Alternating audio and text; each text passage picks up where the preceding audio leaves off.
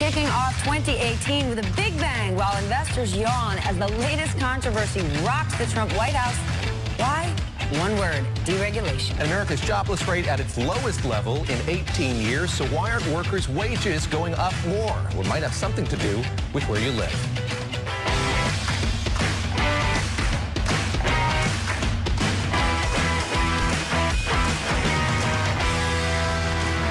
I'm Stephanie Ruhle, and I'm so happy to be joined by my friend David Gura. I'm thrilled David has joined NBC, even though I'm sad that my partner, Ali Velshi, out this week. Ali, better come home soon. David's a treat. It's definitely great to be here in this first week of the new year, and even with most of Congress still away for the holiday, it was an eventful week. Eventful to say the least. A new tell-all book on President Trump's first year in office, warts and all, has everyone talking. But nothing this president does can hold back the markets, which is exactly where we're going to start. Yeah, the stock market hit new heights this week with the Dow Jones Industrial Average crossing the 25,000 mark for the first time ever. That's a gain of nearly 25% since President Trump first took office. The White House marked the occasion by posting a CNBC News clip on its official website detailing recent gains in share prices and job numbers. And nothing investors see coming out of the White House, no matter how lurid or how disturbing, seems to worry them. In fact, it seems like they like the gains Trump has made for them. And here I'm talking about tax cuts, rolled back regulations. So if you put it that way, the market has a lot to celebrate in 2018. Without a doubt. Something I like to look at is the VIX index, often known as the fear index. You see the VIX go up when people are concerned about risks facing the market. Well, guess what? It has never been as low for 2 consecutive days since the VIX began 28 years ago. And take out the book about Trump, all the lunacy, the idiocy, the circus that is the White House. Think about the geopolitical risks. Think about what is going on in North Korea and Iran. The market doesn't seem to care. One main reason, they look at the rhetoric out of the White House as just that, noise and rhetoric. The market actually says, listen to what he does, not what he says, and what he does is deregulate, and the market sure likes it. Yeah, you saw these 2 ticks up during the course of the year when you look at that fear index, and it was around the first news that we got that North Korea had militarized a smaller nuclear weapon, the second when the U.S. struck Syria. So you see the markets kind of getting inured to what we're seeing when it comes to foreign policy in this country. I want to return to the data. The White House touting the stock numbers, touting the unemployment numbers as well. And it's funny to see all of that play out, Steph, when you look back at how uneasy this administration was at first when it came to data. They were very skeptical of the jobs numbers. They didn't like it when they were Obama's numbers. So we're seeing that change now, and you look at this 2 million figure. I think both of us agree. A job is a job is a job. It's a good thing that we've hit 2 million in the year 2017. At the same time, if you look at the monthly average, it's the least growth we've seen on an average basis month by month since the year 2010. And, you know, you also have to think about what jobs. The fact that we're seeing more retail jobs leave the system, and that's only going to happen in bigger numbers. We talk so much about the death of the mall, but how about who owns the market? We need to remember, the stock market, Wall Street and Main Street, they ain't the same block. The top 10% of Americans own 84% of stocks out there, and only 50% of households own any stocks. I mean stocks, IRAs, 401ks, retirement accounts. So we could be applauding Apple stock on the rise. There's a huge portion in this country truly left out in the cold. Well, guess what else? Something else the president loves. He loves to talk about rolling back regulations. He is the deregulating president during a ceremony in which he literally cut a strip of red tape with a pair of giant gold scissors like a true performer. President Trump ripped on what he's repeatedly called job-killing regulations. For many decades, an ever-growing maze of regulations, rules, restrictions has cost our country trillions and trillions of dollars, millions of jobs, countless American factories, and devastated many industries. But all that has changed the day I took the oath of office, and it's changed rapidly. You've seen what's happened. Sure, companies like people want less rules, less regulations their way, but for fact's sake, do regulations in and of themselves hurt economic growth? President Trump makes no bones about taking down U.S. regulations. In 2017, his administration revoked 67 rules, withdrew 635 coming down the pipeline, deemed 244 regulations inactive, and delayed 700 more. Trump officials rolled back rules on everything from climate change strategy to consumer protections. They repealed Obama's Clean Power Plan, which aimed to cut greenhouse gases and reduce reliance on fossil fuels. They weakened rules meant to prevent another multi-million barrel oil spill in the Gulf of Mexico. And they killed new regulations created to help consumers in their dealings with the financial industry. The president says regulations like these are job killers, and getting rid of them will help spur economic growth. But evidence for that is not so clear-cut. A 2009 study from the National Bureau of Economic Research found that regulations can be detrimental to entrepreneurial activity. However, a more recent analysis by UPenn economists shows very little evidence of a relationship between regulations and jobs. In fact, some economists believe regulations can actually grow the economy. What we do know is that CEO confidence is way up under this regulation-killing president. A survey by Chief Executive Group found that CEO confidence is near its highest point since they started measuring it, with a significant jump during Trump's first year. And economists say that matters because CEOs will be more willing to open up their checkbook if they are positive about the future. A survey of CEOs by the Business Roundtable, a lobby group in Washington, shows that plans for investment have risen to their highest level in 6 years. At the same time, they say regulations are no longer their primary concern. Either way, regulations themselves do not hurt or help the economy. And while there are some archaic regulations that should probably go by the wayside, many exist for a reason. Slashing regulations just because might make businesses happy in the short term, but at what cost to all of us? At what cost? And we should point out, a lot of these regulations that we're talking about that are being killed, they're regulations that have been proposed. They were proposed by the Obama administration. It takes a long time to make them law. Well, under this new administration, those laws are not going to come. They're on perma-delay. I just want to highlight the way some of these regulations have come about and how the White House has announced them. You look back over these last few weeks before the holidays, we had announcements about rolling back some regulations on fracking. You know, this method of getting minerals out of the ground, a lot of controversy about what they use, how they're used. That's taken away. You know, these were regulations that were designed to protect the health of Americans. It's not something that the White House has really trumpeted. You look at other ones, Medicare, taking away rules here related to if people get injured in nursing homes, what fines those nursing homes will face. Those are gone as well. So a lot is happening here. Not all of it is being trumpeted, and I think that's a big deal. I also think about the financial industry. Many of the regulations that banks have faced in the last 8 years was because of predatory lending practices, things that got us into the financial crisis, reasons why people across America hate the financial industry so much. Well, now they're being rolled back. Sure, companies like it, and companies will say, without the threat of regulation, knowing that they're not getting new regulations coming down the pike, they're much more willing to spend.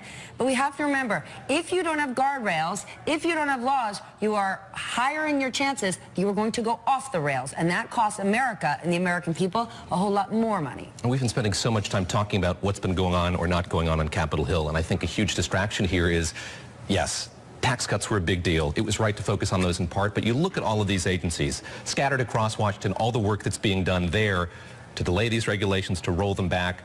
This administration is having a profound effect on so many parts of this country just by doing that. And I think often we're distracted by what's happening on Capitol Hill versus elsewhere. Not here. That's why we join you every Saturday to walk you through it. Absolutely. Well, the full Congress returns next week to kick off its 2018 session. And first and foremost on the agenda, avoiding a government shutdown before a short-term budget extension runs out on January the 19th. At issue here are caps on spending for domestic programs and the military.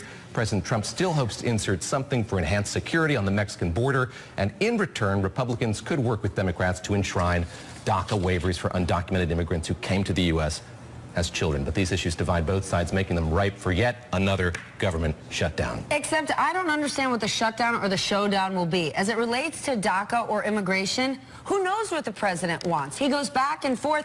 I'm going to build the wall. By the way, we talk about the wall. If you take us back to the campaign trail, I thought Mexico was going to pay for it. So while it seems that we could be getting closer and there could be a DACA deal, Who knows? I'm watching his Twitter account. I'm struck here by how many times we've been at this place where we've had a continuing resolution that lasts a couple of weeks, time and time again. And you look back to 2001 when all of this started. Before that, we had a budget process. We had an appropriations process. You talk to people in Washington who remember the good old days of how this was supposed to work. And when this first started happening, there was so much concern, Steph, about what this was going to mean for how the Defense Department buys weapons, for instance, or how these other agencies are going to plan. That's kind of gone away as I talk to people down in Washington, D.C., that they're used to this. This has become the new normal. The shutdown talk is often just a big show. Absolutely. But what I think about is, wasn't the #1 thing on the agenda this year to get to infrastructure? How are they going to get to it? President Trump early on touted public-private partnerships. At this point, he's saying he wants the government to invest $200 billion to incentivize corporations' private money to put it $800 billion to create $1 trillion fund, and you've got Democrats saying, let's get all of that money from the government. Because remember, if you let public companies invest, you're giving them that power. It could be a positive because one could say private money, corporate money is more efficient than government money. But once you give away our land, our property, our utilities, that's a whole other level. Yeah, and interesting that you say this is something that the president wanted. I mean, there are a lot of people now looking back on the last year, Republicans particularly, who say this should have been what they did out of the gate. And you talked at the beginning here just about what we do know or don't know about the president's take on immigration. I think the same thing's true of infrastructure as well. That's evolved and eroded here over the last year. And if you wanted to get infrastructure done, including it, making it involved in tax reform would have changed the game. When it comes time to approving these big dollars for infrastructure, it's not a sexy spend, and it's tough to get Republicans to sign on the dotted line. All right, we're going to leave it there. Coming up, hundreds of false or misleading claims uttered by President Trump during his first year in office. But thanks to him, we also have not had any commercial plane crashes. And 2017 was a gangbuster year for the job market, with America's jobless rate falling to its lowest level in decades. So why are wages only now starting to tick up? Well, it could have to do with where you live.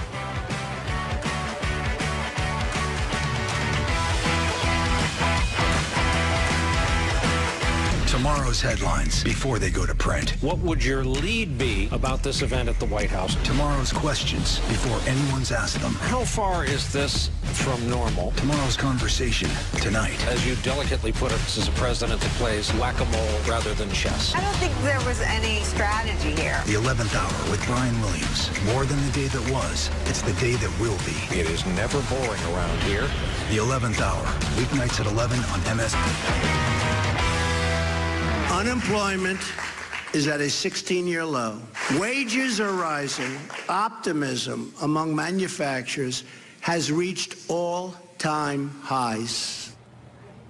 Welcome back to Velshi and Ruhle. President Trump never passed up a chance in 2017 to pat himself on the back for the booming U.S. economy. And there is so much to celebrate. The 148,000 jobs added in December brought the 2017 total to more than 2 million. And unemployment is at its lowest level in almost 20 years. Those are huge positives. Absolutely, absolutely. But while the president likes to say that wages are starting to go up, the fact is they're rising slower or more slowly than they should, with job numbers as healthy as they are now. And economists, well, they're not sure why. Unemployment in the United States has dropped in recent years, from a high of 10% in 2009 during the recession to a low of 4.1% in 2017. Yet wages are not keeping up. Employment gains continue and wage gains continue. It's just that wage gains are very, very slow, given the fact that the United States is now close to full employment.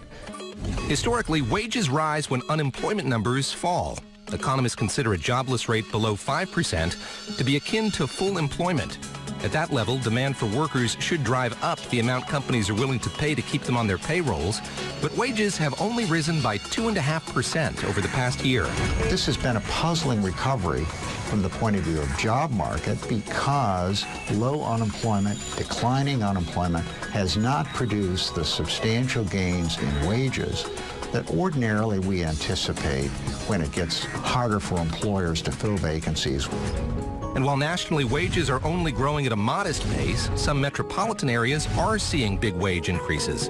According to the Labor Department, in 2017, unemployment in San Jose, California, at just 3%, was more than 1 point lower than the national average. And workers there saw their wages increase 3% over 1 year. It was a similar story in Denver and Miami. Metropolitan jobless rates lower than the national average, with wage gains between 3 and 4%. In cities that are very blessed by strongly expanding industries, they have had to attract workers from elsewhere. It's necessary for employers to offer better working conditions, higher wages, better fringe benefits. The big question, can the wage growth seen in a few cities translate to workers across the country? Employers have held out a long, long time, giving their workers very slow wage gains, and workers do not seem to be walking off the job or beginning labor strikes or anything like that. When workers collectively have greater bargaining power, maybe then we can anticipate that wages would start growing faster. I think what's yet to be seen here is sort of how replicatable all of this is. You look at some of those cities, Denver, San Jose, which is right in the heart of Silicon Valley, Miami as well. These are places that have established industry, have big tech sector presence, for instance, and are also very close to big academic institutions. And when you look at what cities have been doing well and growing, largely it's those. We've got a big pipeline of bodies. With great international airports. If you think about other parts in the country, that's where there are these forgotten Americans. And as far as wages go, it does not matter if it is a high-wage job or a low-wage job. Employers think about their stakeholders, and they're not paying people more money out of the goodness of their heart. There's a formula. They will pay the lowest number possible to get the highest skilled performer. That's what the formula is. So the rub is, why isn't there a need to pay people more? And that hopelessness, that frustration you see around the country is why people start to point the finger. It's why in a listless fashion they say it must be immigrants taking my job, it must be regulation where that's barring me from being in an industry, or globalization. And it's those issues that are making people so frustrated, and hopefully we're going to crack that this year. Hopefully we're going to crack it. No easy answer to this, and you listen to Gary Burtless talk about this. I mean, he's a smart guy, studies the labor market very closely. He doesn't know why this is happening. You go back and look at the testimony that Fed Chair Janet Yellen gave time and time and time again. She's as flummoxed as anybody about this, and I think when you talk to economists, it's striking. Things are supposed to be doing better than they are when it comes to wage growth, and they're not. Nobody really knows why. Listen, when it comes to manufacturing, we are part of a global economy. That's not changing. We made the decision we did not want to move forward with any sort of border adjustment tax, and that means companies are going to continue to use cheaper labor elsewhere as consumers want to buy cheap goods here. Global trends for sure. Coming up, forget Bitcoin. How about crypto ruble? The cryptocurrency craze spreads to the Russian government, where officials there think it's a neat idea for skirting U.S. sanctions. That's a whole other level. And President Trump just cannot help himself, taking credit for almost everything: jobs, markets, and airline safety. That's one I've got to get into. A tally of President Trump's exaggerations and mischaracterizations. Well, that's coming up next.